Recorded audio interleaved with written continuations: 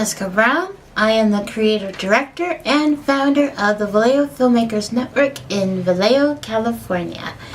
What you are watching is the California statewide direct primary video series on just covering what is going on in the California elections on June 5th.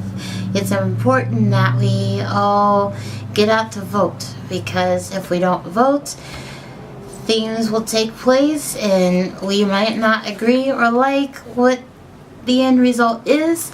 And the main thing that we could do individually to help to make sure that we do get the most appropriate people in positions and opportunities for the people is by getting out to vote. And not just getting out to vote, but getting out into your community and helping your community to grow. Get involved in your local government, in your student government, the city council, the different commissions.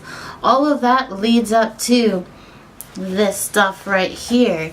It's great experience. You get to meet amazing, wonderful, passionate, spirited people, and at the biggest result is you get to see your communities grow.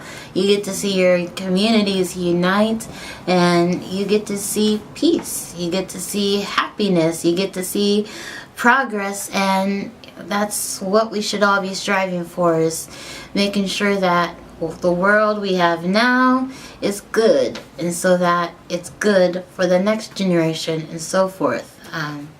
But that's enough of that spiel, and let's dive right back into this catalog.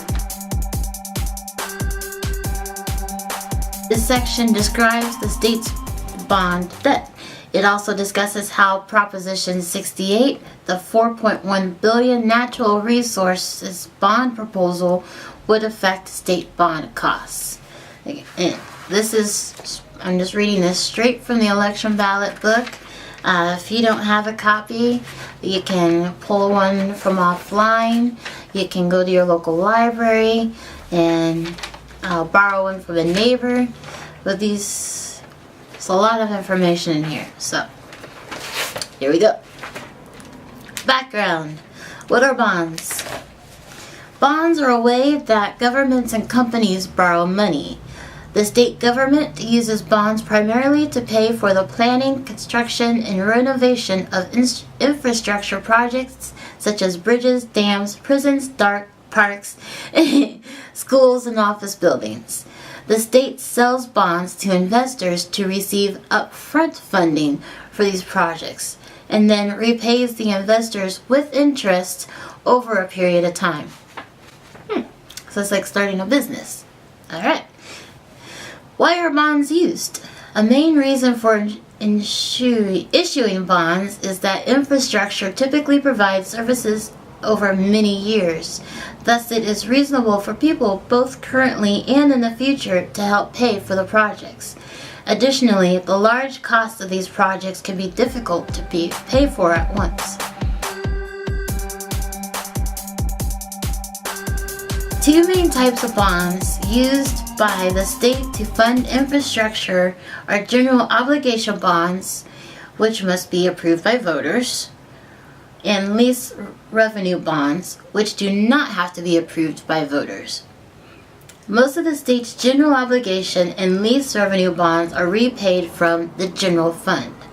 The general fund is the state's main operating account, which it uses to pay for education, prisons, health care, and other services. The general fund is supported primarily by income and sales tax revenues. What are the costs of bond financing? After selling bonds, the state makes annual payments over the next few decades until the bonds are paid off. This is very similar to the way of a family pays off a mortgage. The annual cost of repaying bonds depends primarily on the interest rates and the time period over which the bonds have to be repaid. Assuming an interest rate of 5% for each $1 borrowed, the state would pay close to $2 over a typical repayment period. Of that $2 amount, $1 would go toward repaying the amount borrowed, the principal, and close to $1 for interest. There likely will be significant inflation over the period during which the state repays the bonds.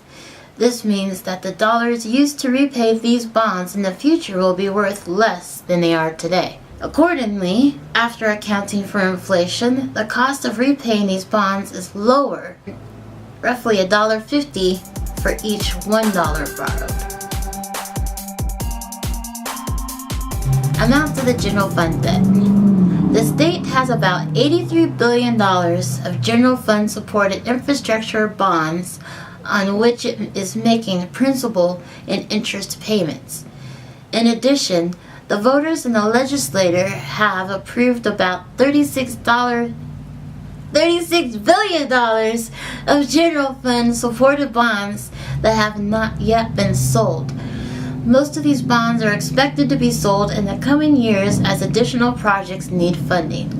In 2017-18, the general fund's infrastructure bond repayments totaled close to $6 billion.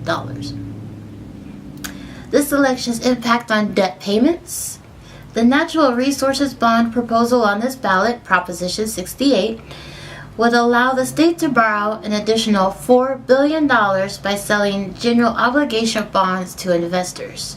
The amounts needed to pay the principal on interest on these bonds, also known as the debt service, would depend on the specific details of the bond sales.